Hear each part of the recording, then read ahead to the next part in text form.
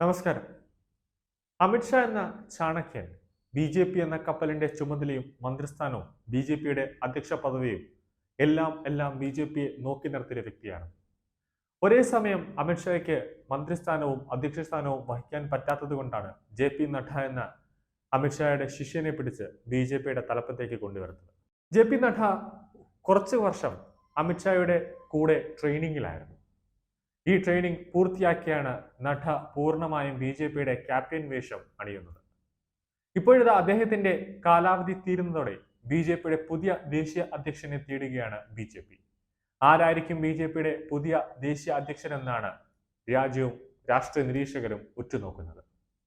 ദേശീയ അധ്യക്ഷൻ ജെ.പി. നദ്ദയുടെ കാലാവധി അവസാനിക്കാൻ പോവുകയാണ്. അദ്ദേഹത്തിന്റെ കാലാവധി 2024 ജൂൺ വരെ നീട്ടിയെങ്കിലും ഇപ്പോൾ അദ്ദേഹത്തിന് സർക്കാരിനുള്ളിൽ സുപ്രധാന ചുമതല ഏൽപ്പിച്ചു കഴിഞ്ഞു. അതായത് ആരോഗ്യമന്ത്രിയുടെ ഒരു പദവി ജെ.പി. നദ്ദയ്ക്കുണ്ട്. കൂടാതെ രാജ്യസഭാ നേതാവ് എന്നിങ്ങനെയുള്ള സുപ്രധാന ചുമതലകൾ ഉള്ളതിനാൽ ദേശീയ അധ്യക്ഷൻ എന്ന വലിയൊരു ചുമതല കൂടി വഹിക്കാൻ അദ്ദേഹത്തിന് സമയം കിട്ടില്ല എന്നത് വ്യക്തമാണ്. അതുകൊണ്ട് തന്നെയാണ് പാർട്ടി തന്നെ പുതിയൊരു അധ്യക്ഷനെ തേടുന്നത്.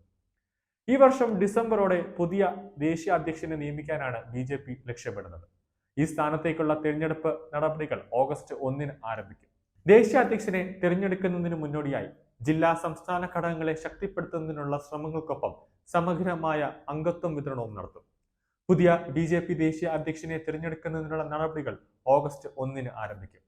തുടക്കത്തിൽ സെപ്റ്റംബർ 15 വരെ നീളുന്ന മെമ്പർഷിപ്പ് ഡ്രൈവ് ആണ് ആരംഭിക്കാനായി അവർ പ്ലാൻ ചെയ്യുന്നത്. തുടർന്ന് സെപ്റ്റംബർ 16 മുതൽ സെപ്റ്റംബർ 30 വരെ സജീവ അംഗത്വ ക്യാമ്പയിൻ ഉണ്ടാകും. ഒക്ടോബർ 15 സജീവ അംഗത്വ പരിശോധന നടത്തും. ബി.ജെ.പി. പാർട്ടി ഭരണഘടന പ്രകാരം ഓരോ അംഗവും 9 വർഷം കൂടുമ്പോൾ അംഗത്വം പുതുക്കേണ്ടതുണ്ട്.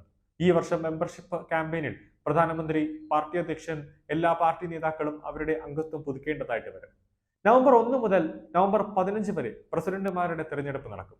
തുടർന്ന് നവംബർ 16 മുതൽ നവംബർ 30 വരെ ജില്ലാ പ്രസിഡന്റ് തിരഞ്ഞെടുപ്പാണ് നടക്കാൻ പോകുന്നത്. മണ്ഡലം ജില്ലാ പ്രസിഡന്റ് തിരഞ്ഞെടുപ്പിന് ശേഷം സംസ്ഥാന കൗൺസിൽ അംഗങ്ങളെയും കേന്ദ്ര കൗൺസിൽ അംഗങ്ങളെയും തിരഞ്ഞെടുക്കുമെന്നാണ് ബി.ജെ.പിയുടെ വൃത്തങ്ങൾ സൂചിപ്പിക്കുന്നത്. ഈ തിരഞ്ഞെടുപ്പിന് ശേഷം സംസ്ഥാന അധ്യക്ഷന്മാരെ തിരഞ്ഞെടുക്കുന്നതിനുള്ള നടപടികൾ ആരംഭിക്കും. സംസ്ഥാന അധ്യക്ഷന്മാർക്കുള്ള തിരഞ്ഞെടുപ്പ് നടപടികൾ ഡിസംബർ 1 ആരംഭിക്കാൻ പോകുന്നത്.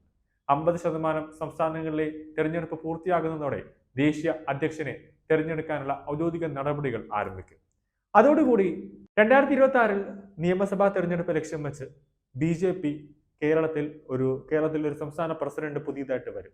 അതിന് ആരാണ് വരിക എന്നതാണ് ഒന്നാമത്തെ ചോദ്യം. രണ്ടാമത്തെ നമ്മൾ ഉറ്റുനോക്കുന്നത് ബി.ജെ.പിയുടെ സാരഥിയായിട്ട്, അതായത് ദേശീയ നേതാവായിട്ട് ആരായിരിക്കും വരിക? സ്മൃതി ഇറാനിയാണോ അല്ലെങ്കിൽ വി മുരളീധരനാണോ വരിക എന്നതാണ് രണ്ടാമത്തെ നമ്മൾ ഉറ്റുനോക്കുന്ന ഒരു ചോദ്യം. കൂടുതൽ വാർത്തകൾ അറിയുവാനായി ഈ ചാനൽ സബ്സ്ക്രൈബ് ചെയ്ത് ഫോളോ ചെയ്യുക.